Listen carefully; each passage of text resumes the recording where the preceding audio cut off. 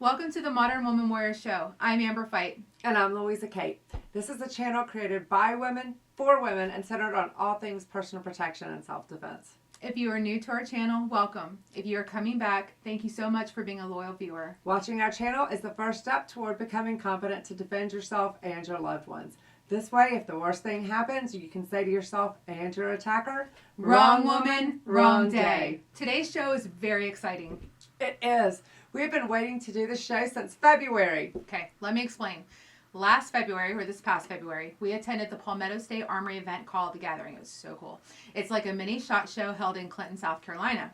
It is awesome. And the whole Modern Woman Warrior crew attended on our press pass. And we got a chance to meet a lot of people from many different manufacturers. We also had the opportunity to test fire literally dozens of different guns. It was so fun.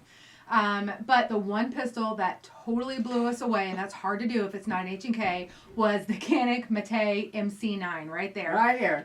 This is a micro compact that shoots like a much bigger gun. It is. I couldn't have said it better. This pistol is actually smaller than a Glock 43X. It has a fantastic trigger, but yet it's not too snappy or unpleasant to shoot like most 9x19 micro compacts I knew you would mention the trigger. It surprises me that you didn't refer to it as an H&K-like trigger. Or a Walther-like trigger, because it is. So it does. It has a great wall, a crisp break, and it is an extremely short reset, which I love. Also, it comes stock with both a 12+1 magazine and a 15+1 magazine, which is really neat. Yeah, it is neat. And in fact, the Mete MC9 was so good that both Amber and I began to wonder if we had imagined, that it was as good as it is, or maybe if Canik had provided a specially tuned gun just for the show. Yeah. But now we have one straight from the factory. So we bought this gun commercially, so we would be, it would be a representative of any Mete that you at home would buy. So why don't you go ahead to the range and run it through its paces? Okay, I will, but wait, aren't you coming? Nope. I will be behind the scenes. I'm going to be tied up editing the Canik TP9 Elite Combat versus the Walther PPQ M2 Q4 attack. Still a mouthful, but not to worry. I'm going to be out there to shoot the comparison video with the MC9 up against, I don't know, the Glock 43X? Maybe. And maybe we'll add a few more great pistols into that mix for an even bigger comparison. I think we should do for concealed carry for women, something on that order. So you never know. No telling. Have fun at the range and let me know how it goes. I will. Hey, so I had a great day at the range with the MC9. So you weren't disappointed? Not at all. So let's take a look at how this pistol did in its accuracy test. The Ransom Master Series Rest and the remote trigger setup takes all the human marksmanship out of the equation. So we're just testing the gun and not the shooter. Okay, everybody, eyes and ears. Here we go. 10 shots.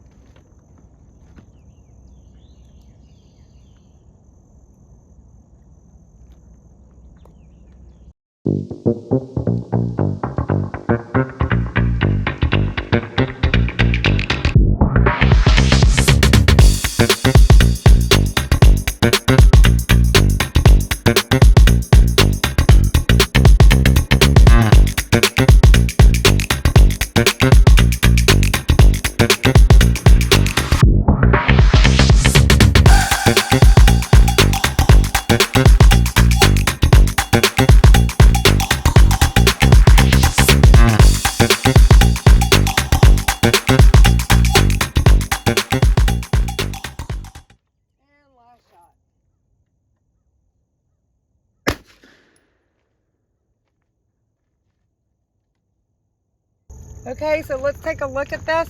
We're going to make these two our outliers. So we're going to measure, first of all, I'm going to zero this. And then we're going to go here to here, which is 0.531.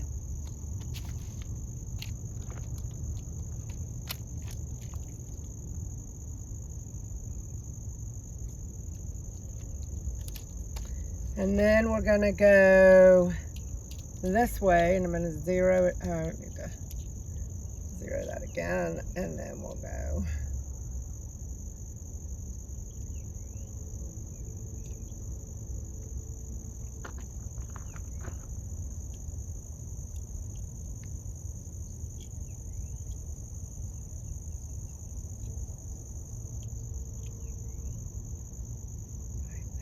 Right there.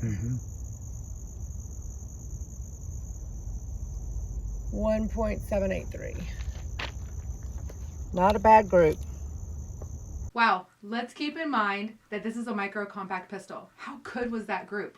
I gotta tell you, it looked really good to me. It was. And I tell you what, the vertical spread on those best 8 out of 10 shots was an acceptable 1.7 inches at 10 yards. But the horizontal axis spread was an amazing 0.531 inches for an average accuracy of 1.11 inches. And I gotta say, you know, I'd expect that kind of accuracy from a full-size pistol or even a really good mid-size pistol. But to get this out of a micro compact, it's stunning. Absolutely. We knew that it was unusually good when we shot it at the gathering.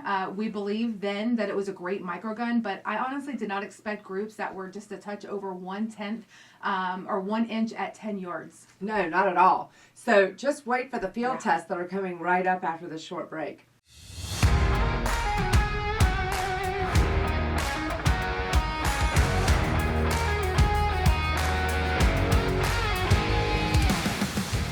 Let's head back to the range and watch Louisa shoot a quick warm-up shoot. Whenever you're ready.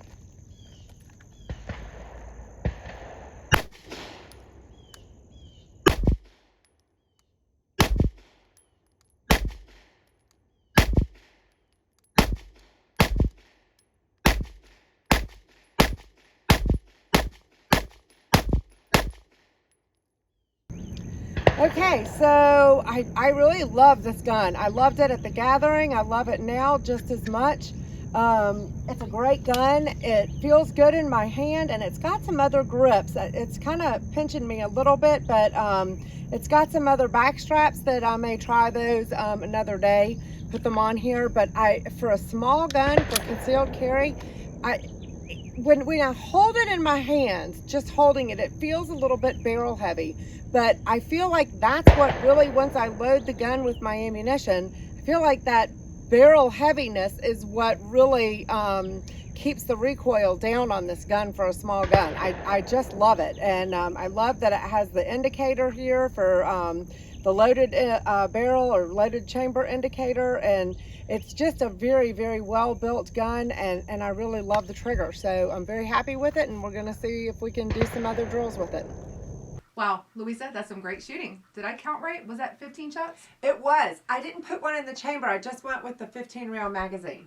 That's right. The Canik MC9 comes with a 12 round magazine and a 15 round magazine, which means that when you carry the gun, you actually have either 13 or 16 rounds in the gun because you always have a round in the chamber. And that's incredible in a micro compact pistol. Many micro compact pistols carry 8 or 10 at the most. That's true. So let's have a look at the specs for this MC9.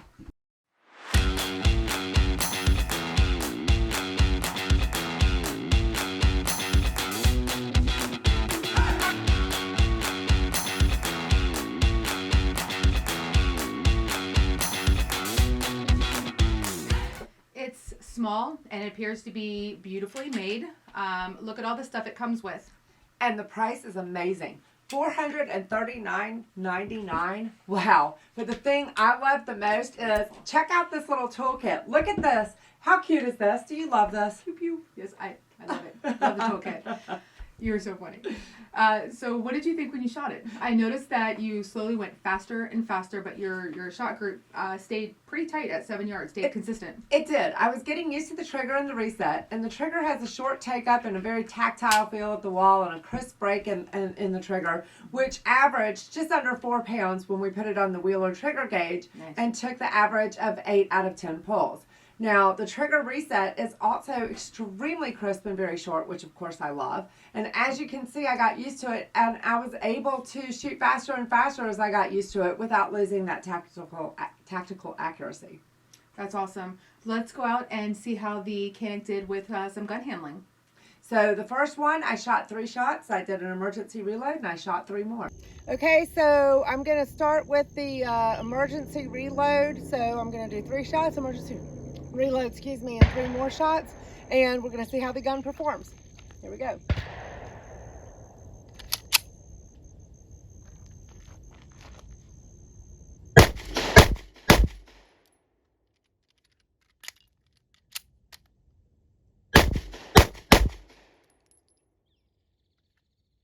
Okay, so it's a new gun, so I know that it's a brand new gun, but I'm having trouble getting that magazine to release. So I don't know. Let's go see how I did on the target.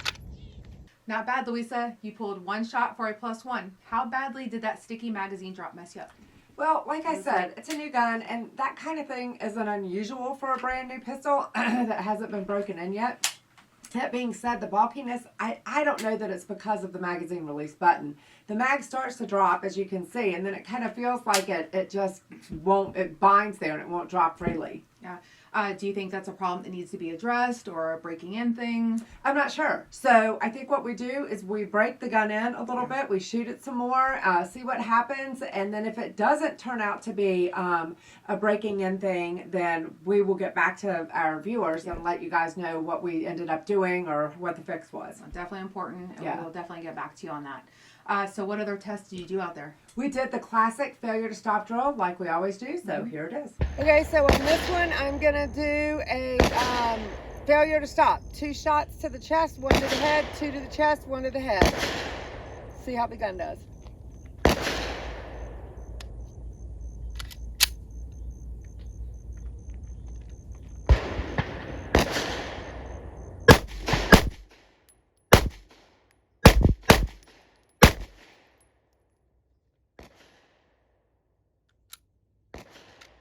Okay, so I felt really good. I can't really see how I did. We'll walk down and see how I did, but it felt really good in my hands, and I feel like the trigger reset was really good on that one. Okay, so let's see how I did. So these are all in. I'm really happy with that. These aren't exactly where I wanted them, but this breaks the line. So they were both head shots that were hit, so I'm pretty happy with it. It looks good, and it felt good. The gun felt really good.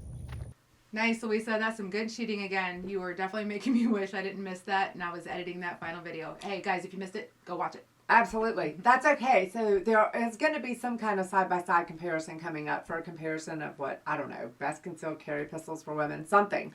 And clearly we will include this MC9. So you're going to get in tons of reps with it, I promise. Awesome. I can't wait. So what do you think about the gun overall? Failures to stop are all about tactical accuracy and speed, along with the ability to slow your cadence enough to acquire the sight and make a precise shot in a 2" by 4" head box shot on a US PSA target. Clearly you do that. I did, and I'm so impressed with the way the pistol shoots, and the trigger I feel like is outstanding, and it's not snappy or unpleasant to shoot like most micro compacts are. The sights are really good, and they allow for precise, fast target acquisition, so I think that was good. That's awesome. So Louisa, what else do you have for us today? Well, I've added a drill that's become one of my favorites. This is a drill by Ken Hackathorn called the 1 to 5 drill. And it's a challenge for speed, accuracy, and fast sight acquisition. So let's tell everyone how the 1 to 5 drill works. That's a good idea. Okay, so first you're supposed to run this drill cold. So I'm going to run the drill once and then show you the results. You need 15 rounds for the drill, and the way you're supposed to do it is to load your pistol any way that it's set up. In other words, if your magazine does not hold 15 rounds, then you're going to have to do an emergency reload in the middle of it.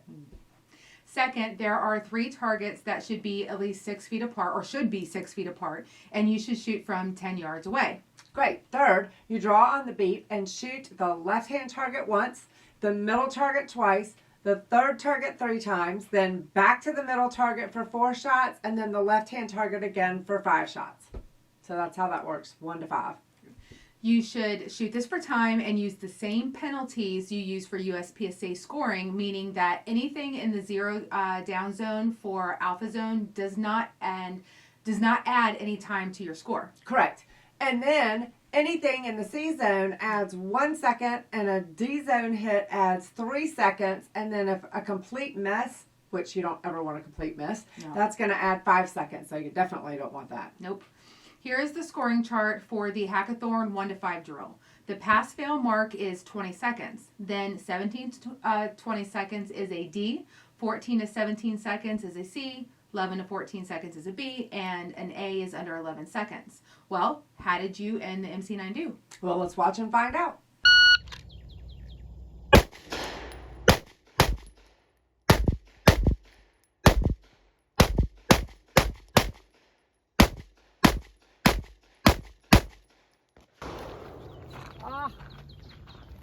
So 1188, which is not a bad time at all. I'm happy. I've yanked one, so it's actually a +1 on this one.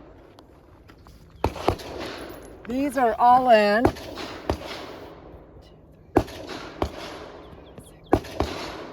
Yeah.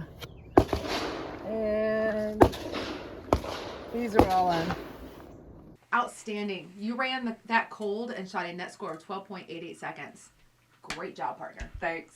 I was really pleased. I shoot in that time range pretty regularly, and I was especially pleased with this run because it was shot with a micro compact pistol. I am still, not that one, but another one, I am still wrapping my head around that. When I shot this gun at the gathering in February, I knew it was really, really special, and I was only able to shoot 6 or 7 rounds out of it. Right. I can't wait to get myself out to the range and run some fun drills with it. It is really terrific to watch my partner in crime over here prove how right we both were the way she lit it up at the range. Now let's go over how you rated the gun. Okay, so the first 3 categories are all qualities that have to do with how the gun shoots, the feel of the gun, the trigger reach, the quality of the sights, and they're all really, really good. I was very pleased with all of them. I gave them 5s. I see you rated sight adjustability a 4. Why that rating? Well, because the sights on the MC9 require sight press, and I know I do this a lot, but it's not unusual, but it's not as convenient as sights that can be adjusted with a screwdriver. And you and I both have a sight press, but many people don't, and especially if you were starting out, shooting, it may be something that you don't want to acquire, or you don't want to have to deal with, so then you may have to take it to the gunsmith. So. Got it. You rated the strength to rack the slide back a 4.5. Let's talk about that. Yes. So I don't have a problem with that. But again, one of our women warriors that had compromises in hand or arm strength might struggle with the stiffness. It's pretty stiff. And it will loosen up some, but it's stiff. So I think that the strength of the spring, though, and the slightly barrel-heavy feel of this gun when it is unloaded is also a big part of why this pistol is not snappy. It just shoots so much like a bigger gun, which is cool. So I think that's actually a positive for most people, but it could be a negative if you have some kind of strength problem in your hands. Absolutely. That makes sense. Whatever they did at Canik, they made the MC9 much more pleasant to shoot than any other 9mm micro compact that I've ever shot. Or me. I totally agree.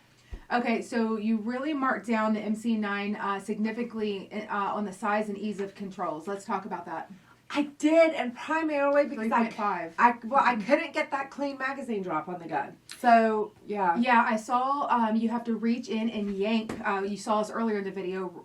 Yank out that magazine with your support hand, which really slowed you down. Let's talk about it. It did. And so, as we shoot more and more with this gun, I feel like we can do some more research on this, see if other people are having problems. It could just be, this is a new gun that's rolled out, and so it could just be this gun, and it might need to go back for an adjustment. But we'll do our research, and we'll run it through the paces and see if it's a breaking in thing, and then we'll get back to you guys. Yeah, we'll definitely make sure to get back to you guys, so stay tuned. So the slide serrations, fit, finish of the gun, and trigger you rated as 5s. Absolutely. Front and rear serrations, beautiful fit and finish on the gun. It's just a beautiful gun. It really is. And it has a great trigger. Your objective rating on the gun was a very high 42 out of 45. And your subjective rating of the gun was a 95 out of 100. That is a very high total rating. It is, because it's an extremely good pistol. I have to tell you, I think that it really is a good pistol. But like you said, and like we always say, you need to test it out for yourself. Make sure it fits your hand, your arm strength, and your shooting ability. And as we always say, it's always better if you can shoot it before you buy it. Absolutely, that is so true. So I also want to say thank you again to Ransom International for the use of our incomparable Master Series Rest. And of course, to our friends at Precision Firearms for supplying our Fort Scott TY ammunition to run these drills. We could not do this without you. Absolutely not. If you like what you see in here, please give us a like, drop us a comment. If you haven't done so already, hit the subscribe button. That's right. It costs you nothing, but it helps us bring you this incredible content. Bye, guys. We'll see you next Thursday. Bye, guys.